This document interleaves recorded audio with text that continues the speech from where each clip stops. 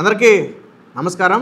అనంతపురానికి వరుసగా పరిశ్రమలైతే క్యూలు గడుతున్నాయి. ఒకప్పుడు కరువు కాటకాలతో అల్లాడినటువంటి అనంతపురం ఈరోజు పరిశ్రమలతో కళకళలాడటమే కాకుండా స్థానికంగా లక్షలాది మంది యువతకు ఉపాధి కూడా లభిస్తుంది. ఆల్రెడీ కియా వంటి పరిశ్రమ అక్కడ ఏర్పాటు చేశారు. దాదాపుగా ఎంతమందికి ప్రత్యక్షంగా పరోక్షంగా ఉపాధి లభిస్తుంది అనేది అనంతపురంలో ఉన్న వారందరికీ కూడా తెలుసు. సో అలా ఒకటి కాదు రెండు కాదు అనేక పరిశ్రమలు వస్తున్నాయి. ఇందులో భాగంగానే నిన్న సుజ్లాన్ ప్రాజెక్టును కూడా మంత్రి నారా లోకేష్ చేతుల మీదుగా అయితే దీన్ని శంకుస్థాపన అయితే చేయడం జరిగింది. దాదాపుగా 3 నియోజకవర్గాల్లో ఈ పవన విద్యుత్ ప్రాజెక్టును అయితే నెలకొల్పుతున్నారు. రాయదుర్గం, ఉరవకొండ, కళ్యాణదుర్గం ఈ 3 నియోజకవర్గాల్లో ఈ పవన విద్యుత్ ప్రాజెక్టును అయితే నెలకొల్పుతున్నారు. దాదాపుగా 10,500 కోట్ల భారీ పెట్టుబడితో 1325 మెగావాట్ల పవన విద్యుత్ ప్రాజెక్టుకి అయితే నిన్న నారా లోకేష్ గారు శంకుస్థాపన అయితే చేయడం జరిగింది. వాస్తవానికి ఇది గతంలో వచ్చిన ప్రాజెక్ట్ అయినప్పటికీ దాన్ని కొంచెంగా ఎక్స్టెండ్ చేసుకుంటూ వెళుతున్నారు. దానిలో భాగంగానే ఇప్పుడు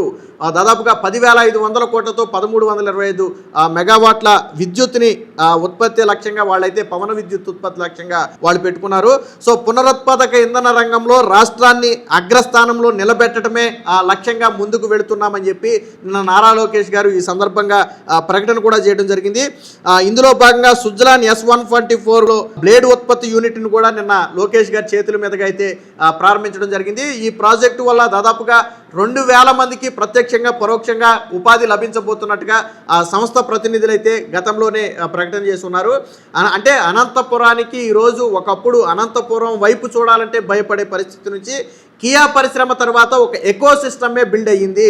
సో కియా పరిశ్రమ తరువాత దానికి అనుబంధంగా 5,000 కోట్ల రూపాయల విలువైనటువంటి పరిశ్రమలు ఎస్టాబ్లిష్ అయ్యాయని గతంలో జాతీయ మీడియాలో కూడా రాశారు. అంటే ఎకో సిస్టమ్ బిల్డ్ అవటం అంటే అదే. మొదట కియా పరిశ్రమ వచ్చింది, తర్వాత కియా పరిశ్రమకు ఆనుకుని చిన్న పరిశ్రమలు దాదాపుగా 5,000 కోట్ల రూపాయలు విలువైనటువంటి పరిశ్రమలు రావడంతో పాటు అక్కడ స్థానికంగా అనేక మందికి ఉపాధి లభించింది. దీన్ని ఎకో సిస్టమ్ బిల్డ్ చేయడం అంటాం. అంటే ఒక కీలక పరిశ్రమ వచ్చిన తర్వాత దానికి ఆనుకుని మరికొన్ని పరిశ్రమలు వస్తాయి. సో ఎకో సిస్టమ్ అనేది ఆటోమేటిక్గా బిల్డ్ అవుతుంది. సో అలాంటి పరిశ్రమే అక్కడ కూడా రావడం జరిగింది. ఇప్పుడు తాజాగా సుజ్లాన్ ద్వారా ఏదైతే రాబోయే రోజులంతా కూడా పవన విద్యుత్ కావచ్చు, విండ్ పవర్ కావచ్చు, వీటికే కీలకం కాబోతుంది. సో కాబట్టి అలాంటి ఎనర్జీ రంగంలో ఆంధ్రప్రదేశ్ను అగ్రగామిగా నిలపబోతున్నట్టుగా స్వయంగా నారా లోకేష్ గారే ప్రకటన చేయడం జరిగింది. దాదాపుగా అనంతపురానికి వచ్చినటువంటి ఈ ఆటోమొబైల్ మ్యానుఫ్యాక్చరింగ్ యూనిట్ అయినటువంటి కియా దాదాపుగా 13,000 కోట్ల రూపాయల పెట్టుబడితో ఆ రోజు రావడం జరిగింది. తర్వాత అది కొంచెం అంచెలంచెలుగా దాన్ని ఎక్స్టెండ్ చేసుకుంటూ వెళ్ళారు.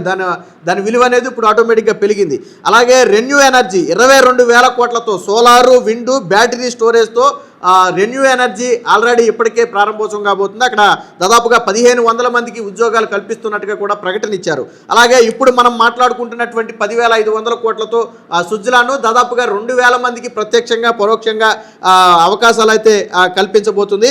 ఇక NTPC రెన్యూబుల్ ఎనర్జీ దాదాపుగా 6 కోట్ల రూపాయల ప్రతిపాదనలు ఇప్పటికే చేశారు. సో రెన్యూబుల్ ఎనర్జీలో ఇదొక కీలక పరిణామంగా చెప్పొచ్చు. దాదాపుగా 1000 నుంచి 1,500 మందికి ఉద్యోగాలు వచ్చే అవకాశం ఉందని చెప్పి వాళ్ళు చెప్పడం జరిగింది. ఇక ఇదే ప్రాంతానికి సర్లా ఏవియేషన్ దాదాపుగా 1,300 కోట్ల రూపాయల ప్రతిపాదన కూడా చేసింది. అంటే ఏరోస్పేస్, ఎయిర్ క్రాఫ్ట్ మ్యానుఫ్యాక్చరింగ్ కి సంబంధించి కూడా అనంతపురానికి కంపెనీలు రాబోతున్నాయి.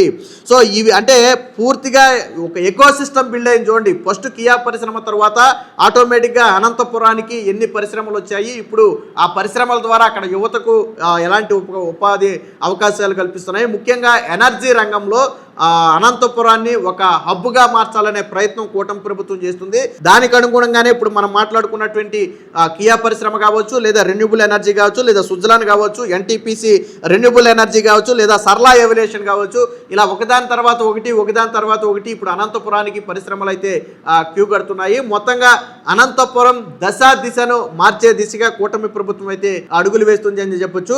ఇదే అనంతపురానికి చెందినటువంటి జాకీ పరిశ్రమను గతంలో జగన్మోహన్ రెడ్డి తరిమేశాడు. వాస్తవానికి ఆ పరిశ్రమ కూడా ఆ రోజు వచ్చుండుంటే ఈ జాకీ పరిశ్రమ అనేది 2014-19 మధ్య చంద్రబాబు గారు సీఎంగా ఉన్నప్పుడు ఒప్పందం కుదుర్చుకున్నటువంటి పరిశ్రమ.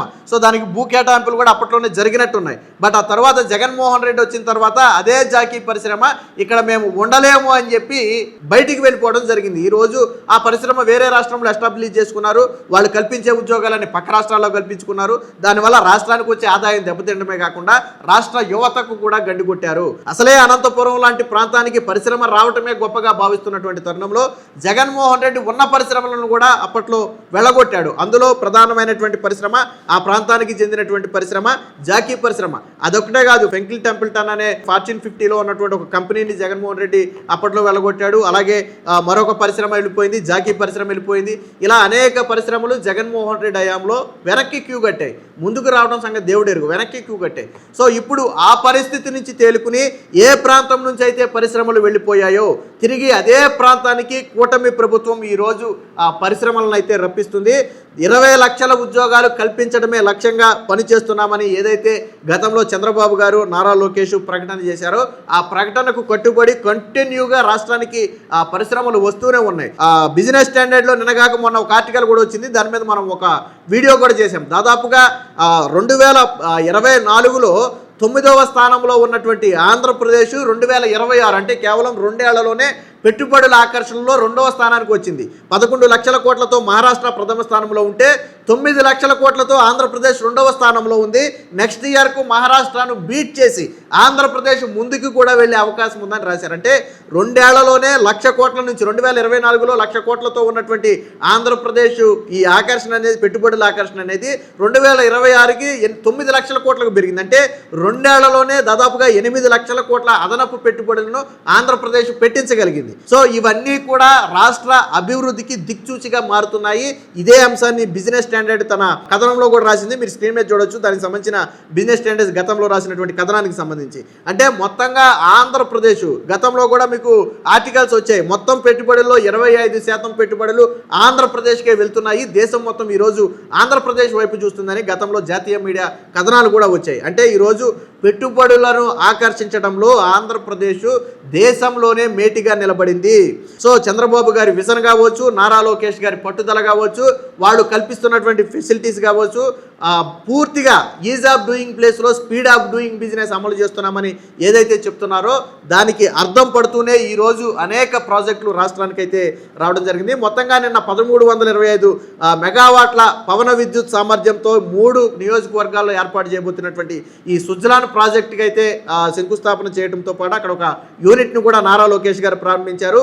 ఈ ప్రాజెక్టు ద్వారా ప్రత్యక్షంగా పరోక్షంగా 2,000 మందికి పైగా ఉపాధి లభించే అవకాశం ఉందని చెప్పి చెప్పడం జరిగింది. దాంతోపాటు ఏదైతే రాష్ట్ర ప్రభుత్వం ఒక లక్ష్యం పెట్టుకుందో పవన విద్యుత్ విషయంలో కావచ్చు, దీని విషయంలో కావచ్చు ఒక లక్ష్యం పెట్టుకుందో ఆ లక్ష్యానికి అనుగుణంగానే ప్రాజెక్టులను కూడా తీసుకువస్తున్నారు. రాబోయే రోజుల్లో ఆంధ్రప్రదేశ్లో ఈ విద్యుత్ కొరతను పూర్తిగా తొలగిపోయి మనమే ఇతర రాష్ట్రాలకు విద్యుత్తునిచ్చే స్థాయికి ఎదగబోతున్నట్టుగా తెలుస్తుంది.